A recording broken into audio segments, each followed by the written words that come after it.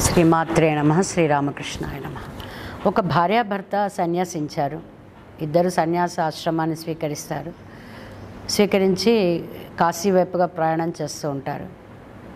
భర్త ముందు నడుస్తూ ఉంటాడు, భార్య వెనక నడుస్తూ ఉంటుంది.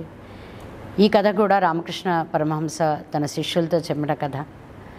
అలా నడుస్తూ ఉండగా ముందుగా నడుస్తున్న భర్తకి ఒక వజ్రం కాళ్ళకి తగులుతుంది.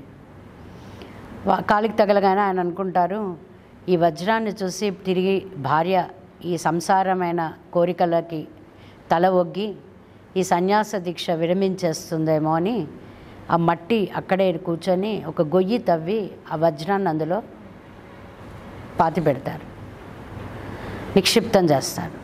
భార్య ఇదంతా చూస్తుంది, ఆయన దగ్గరకు వస్తుంది. వచ్చి ఆయన అడుగుతుంది, ఇంకా మీకు వజ్రానికి మట్టికి తేడా తెలియట్లేదు, మీరేం సన్యాసాశ్రమాన్ని స్వీకరించారు అని. అప్పుడు ఆయన నిజంగా ఆశ్చర్యపోతారు. నిజమే కదా, సన్యాసాశ్రమంలో ఉన్న వారికి వజ్రము మట్టి ఒకటే, నా భార్యకున్నంత జ్ఞానం నాకు లేకపోయింది అని ఆవిడ ముందు తల ఉంచుకొని క్షమాపణ కోరి తిరిగి వారి ప్రయాణాన్ని సాగిస్తారు. ఆధ్యాత్మికత అంటే రామకృష్ణ పరమహంస గురువుగారి దృష్టిలో అన్నీ వదిలేయడం కాదు, దేనితో అంటి పెట్టుకోకుండా ఉండడమే. అందరం దీన్ని ఆచరించాలని కోరుతూ శ్రీమాత్రే నమః.